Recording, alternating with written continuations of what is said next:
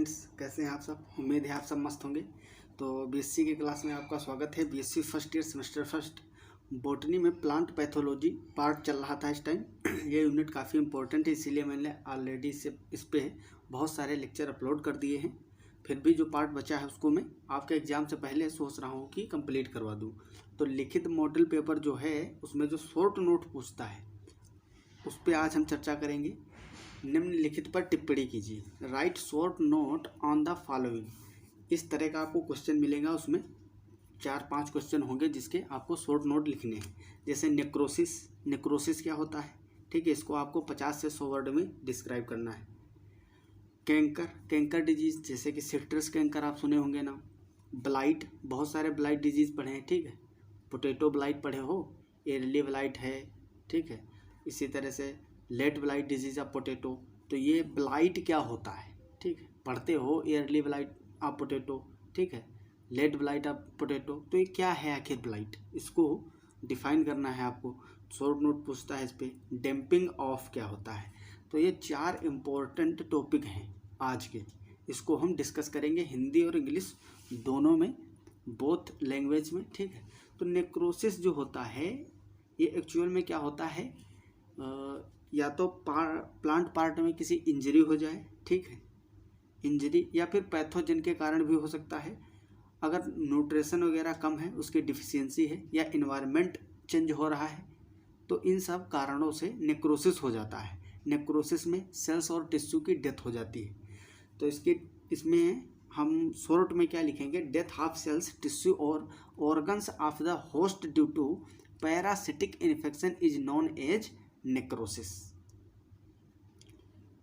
It is the most common and destructive symptom of plant disease. Plant disease का बहुत ही मुख्य लक्षण है।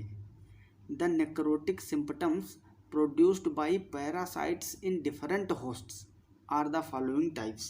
जैसे कि इसमें क्या हो सकता है, स्पॉट हो सकता है, स्ट्रिप्स हो सकता है, स्ट्रेक, जिसको स्ट्रिप और स्टेक्स बन सकते हैं। ये इलोंगेटेड होते हैं, इरेगुलर और रेगुलर भी हो सकते हैं। कैंकर है, ब्लाइट है, डैम्पिंग ऑफ है। ये सब नेक्रोसिस के बाद जब किसी प्लांट में टिश्यू और सेल्स में डेथ हो जाती है, उसके बाद में ये सब लक्षण आने लगते हैं। स्पॉट बन जाएंगे, कैंकर बन जाएगा, ब्लाइट हो जाएगा, डैम्पिंग ऑफ हो जाएगा, ठीक है, स्ट्रिप्स बन जाएंगी उस पर। तो ये नेक्रोसिस के बाद में होता है। हिंदी में इसको कैसे लिखेंगे, नेक्रोसिस में ऊतकों व कोशिकाओं की मृत्यु हो जाती है। यह पादपों में बहुत मुख्य रोग का लक्षण है, ठीक है। नेक्रोसिस के लक्षण रोग कारक के आक्रमण से या फिर विषैला पर्यावरण अथवा खनिज आदि की कमी से भी हो जाता है। तो इस तरह से आपको मैंने शॉर्ट कर दिया है। बुक में बहुत काफ़ी लिखा रहता है, ठीक, इसके बारे में। तो जब लॉन्ग पूछेगा तब उसकी ज़रूरत है, लेकिन लॉन्ग एक क्वेश्चन नहीं पूछेगा। लॉन्ग में आएगा आपको लाइफ साइकिल लिखने को आ जाएगा एल्ब्यूगो का, या पक्सिनिया का लाइफ साइकिल लिखने को आ जाएगा। लेट ब्लाइट ऑफ पोटैटो या early blight of potato, red rot of sugar cane, इस पर लॉन्ग आएगा। उसमें आपको क्या लिखना है, इन्फेक्शन कैसे होता है, ये क्या है रेड रोट डिजीज़, किसके थ्रू होता है, इसका ट्रांसमिशन कैसे होता है, डिजीज़ साइकिल क्या है, फिर लास्ट में इसका कंट्रोल कैसे करते हैं हम, उपाय उसके, ठीक है। तो वो पूरा लिखना रहेगा आपको लॉन्ग क्वेश्चन में। अगर उसकी ज़रूरत है आपको, आप लोग अभी नहीं तैयार की नहीं, तो कमेंट में बता देना, तो मैं उसको भी करवा दूंगा। तो हम पहले देखेंगे इसमें सबसे पहले ये जो स्पॉट स्ट्रिप्स होते हैं ये क्या होते हैं। स्पॉट मेनली होते हैं नेक्रोसिस के बाद में, जब टिश्यूज और सेल्स की डेथ हो जाती है। तो इस तरह से कुछ, जैसे कि ये कोई मान लो लीफ है, इस लीफ में ये मिड रिब होगी,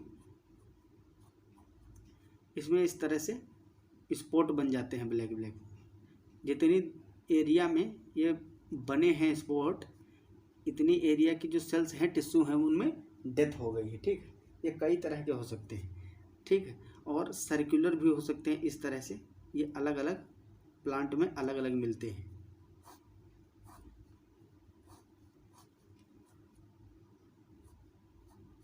कुछ में जो मिड रिब से ब्रांचेस निकली रहती हैं इसकी, इस पे इस तरह से इसके साइड में होंगे, और कुछ इसके लक्षण होते हैं जो सर्कुलर इस तरह से बन जाते हैं स्पॉट। तो ये स्पॉट होता है, ठीक है, इसका एक मेन लक्षण है। स्ट्रिप क्या होते हैं? स्ट्रिप या स्ट्रेक, स्ट्रिप और स्ट्रे के जो होते हैं ये मेनली जो स्टेम होता है, इस तरह से हमारा स्टेम है, स्टेम में क्या होता है, इस तरह से टिश्यू की डेथ हो जाती है और स्ट्रिप बन जाती है उसमें, ठीक है, स्ट्रिप और स्ट्रेक बन जाते हैं। तो इस तरह से आप डायग्राम के थ्रू भी साथ में दिखा देंगे तो पूरा नंबर मिलने के चांस फुल है। अगला कैंकर, ये बहुत ही इम्पोर्टेंट पार्ट है और ये नोट्स जो है मैं टेलीग्राम पे सेंड कर दूंगा। और पिछली क्लास के भी ये नोट्स मैंने अभी नहीं सेंड किए थे, ये इससे पहले वाली क्लास में मैंने फ्रूटिंग बॉडीज़ वगैरह आपको अच्छे से समझाया था। अगर ये लेक्चर नहीं देखें तो आप लोग देख लो। मिल्ड्यू डिजीज़ और रस्ट क्या होता है, रस्ट, स्मट, ये सारी चीज़ें मैंने अच्छे से समझाई थी पिछली क्लास में। तो इसको मैं सेंड कर दूंगा टेलीग्राम, सर्च करेंगे आप BSc वर्ड अमर सिंह, मिल जाएगा आपको, ठीक है। या फिर आप चैनल के अबाउट में जाएंगे, वहाँ भी लिंक दिया है। कैंकर क्या होता है, इसमें मेन है सिट्रस कैंकर, उसके बारे में भी बताएंगे। The dead areas present in the stem, bark और cortex of woody trees are known as canker. Fruit में भी हो सकता है, ठीक, फ्रूट है, लीफ है, स्टेम है, यंग स्टेम, उसमें ये डिजीज हो जाता है। These are often large and rough areas with definite margins which remains embedded in the tissue। ये अंदर तक टिश्यू जो ऊतक होते हैं, सेल्स होते हैं, उसके अंदर तक इन्फेक्शन फैल जाता है, ठीक है। The fruiting bodies of cankerous fungi come outside the host by breaking the canker surface. अब अभी बताते हैं आपको एग्जांपल। जैसे कि सिट्रस कैंकर की बात करें तो सिट्रस कैंकर, ये मैंने तना बना दिया सिट्रस का, ठीक है, इस तरह से कुछ होता है। आप लोग सब लोग देखे होंगे कि सिट्रस के फ्रूट और लीफ किस तरह से होती है, ठीक।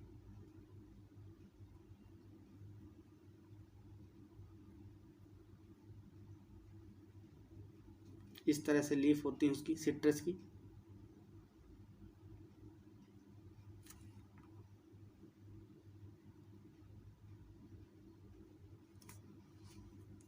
और इसमें क्या होते हैं, कांटे भी लगे होते हैं इस तरह से। तो इसमें इस तरह से ये राउंड शेप में नहीं होंगे, बहुत ही कॉम्पैक्ट धब्बे जैसे इस तरह से बने होंगे लीफ पे, और स्टेम पे भी बने होंगे। ये स्टेम है और इसमें इस तरह से अंदर तक धसे होते हैं। अब स्पॉट और इसमें बहुत ज़्यादा अंतर है। स्पॉट जो होते हैं वो थोड़ा कम होते हैं, ज़्यादा कॉम्पैक्ट नहीं होते हैं और अंदर तक धसे नहीं होते हैं, और ये बहुत ज़्यादा गहरे दिखाई देंगे, ठीक है। इस तरह से हो जाता है कैंकर। अगर फ्रूट की बात करें तो ये लेमन है, सिट्रस है, ठीक है, इसमें इस तरह से बहुत ही कॉम्पैक्ट अंदर टिश्यू के अंदर तक घुसा हुआ इन्फेक्शन दिखता है, फंजाई अंदर चले जाते हैं, ठीक। तो इस तरह से ये होता है।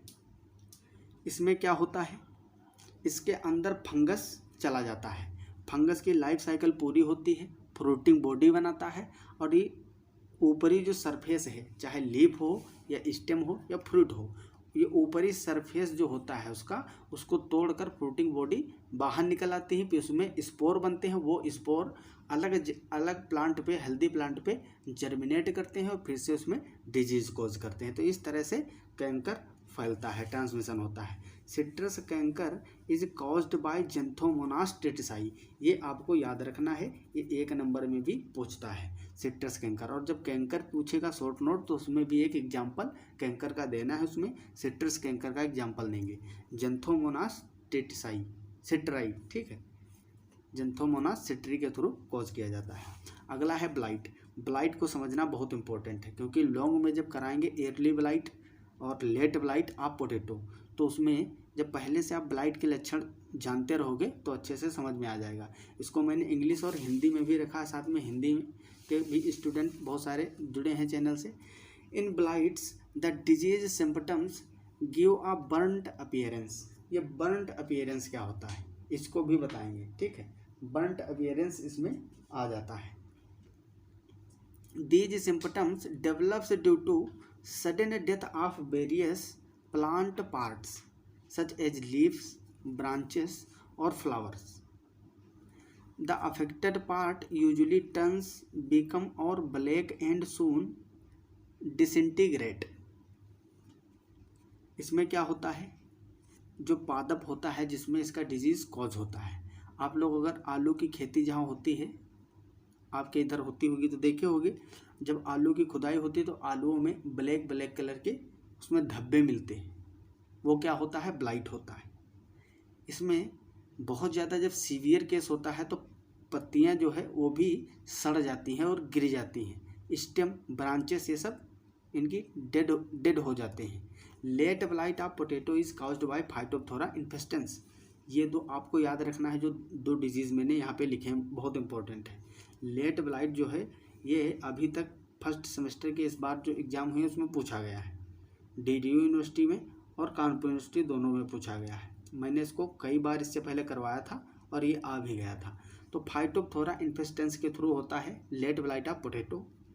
Leaf blight of wheat, leaf blight of wheat by Alternaria tenuis. तो अल्टरनेरिया टेनियस से होता है लीफ ब्लाइट ऑफ व्हीट। ये उतना इम्पोर्टेंट नहीं है जितना कि लेट ब्लाइट ऑफ पोटैटो है। तो लेट ब्लाइट ऑफ पोटैटो आप याद रखेंगे, इसमें एग्जाम्पल लिख देंगे। हिंदी में इसको हम किस तरह से लिखेंगे 50 वर्ड में। ब्लाइट के लक्षण मुख्यतया ऊतकों या किसी पादप भाग के अचानक अकाल मृत्यु के कारण हो जाती है। प्रभावित भाग भूरे से काले रंग के हो जाते हैं।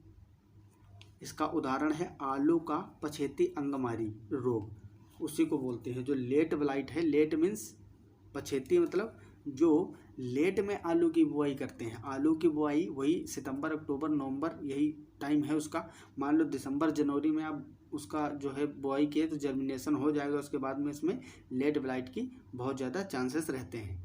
तो उसमें पार्ट जो है उसके फ्लोरल पार्ट ऊपर वाले ब्रांचेस हैं, लीफ हैं, ये सड़ जाती हैं, कट के अलग हो जाती हैं, तो इससे ये डिजीज़ उत्पन्न हो जाता है। और ये क्या होता है कि जो टेम्परेचर है, जब आप दिसंबर और जनवरी में इसको लगाएंगे तो वो थोड़ा लेट हो जाता है, धीरे धीरे टेम्परेचर इंक्रीज करने लगेगा। जनवरी के बाद में जब आपके मैच्योर होंगे प्लांट तब टेम्परेचर थोड़ा राइज कर जाएगा। इससे क्या होता है, जो फाइटोप्थोरा है इन्फेस्टेंस, इसकी फेवरेबल कंडीशन आ जाती है। ज़्यादा ठंडी रहेगी, जब टेम्परेचर 20 डिग्री सेल्सियस से कम रहेगा तो ये इन्फेक्शन नहीं कॉज कर सकता है। इसके लिए स्पेसिफिक जो है इसका फेवरेबल कंडीशन होना चाहिए, वो मिल जाता है। इसीलिए ये पछेती अंगमारी जो लेट में बोए जाते हैं पोटैटो, उसमें डिजीज़ कॉज हो जाता है। और लीफ ब्लाइट ऑफ व्हीट अभी उसमें करवाए थे, अल्टरनेरिया टीनियस से होता है। डैम्पिंग ऑफ, डैम्पिंग ऑफ क्या है, इन डैम्पिंग ऑफ द पैथोजन, इसमें क्या होता है, मेनली जो प्लांट के पार्ट होते हैं वो कोलेप्स कर जाते हैं। क्या होते हैं, कोलेप्स कर जाते हैं। In damping off the pathogen attacks the base of the stem, here the soil surface, जो सॉइल होती है नीचे ये अटैक करता है। इस तरह से मान लो ये, ठीक है, कोई प्लांट था, जो इसकी जड़ है, मिट्टी वाला भाग है नीचे, यहाँ पे इन्फेक्शन करेगा पैथोजन।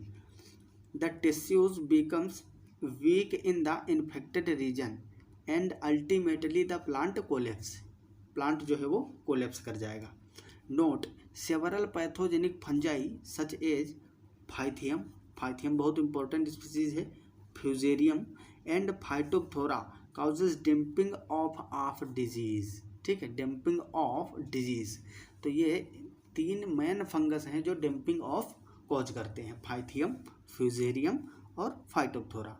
तो आई होप आप लोगों को ये सारी चीज़ें अच्छे से समझ में आ गई होंगी। और ये शॉर्ट नोट बहुत ज़्यादा पूछे भी जाते हैं। ठीक, ब्लाइट के सिम्पटम आपको बता देते हैं इस तरह से।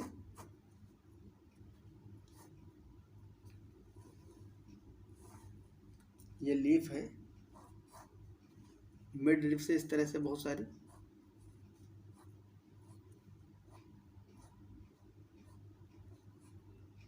इसमें क्या होता है,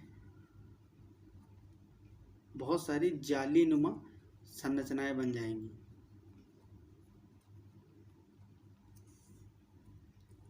ऐसे वाइट वाइट अपीयरेंस आएंगे, उसमें जाली नुमा, ठीक है, जाली के जैसे, वो जो उसका क्लोरोफिल होगा वो डिग्रेड कर जाएगा। आपको लगेगा कि वहाँ पे जो है येलोइश और वाइट कलर के पॉस्ट्यूल्स इस तरह से दिखने लगेंगे। ठीक है, तो इस तरह से ब्लाइट होता है। तो इसको भी आप डायग्राम के थ्रू भी बता सकते हैं। तो इसको अच्छे से तैयार कर लेंगे, नोट कर लेंगे। अगर नहीं नोट करना है तो इसका PDF में सेंड कर दूंगा।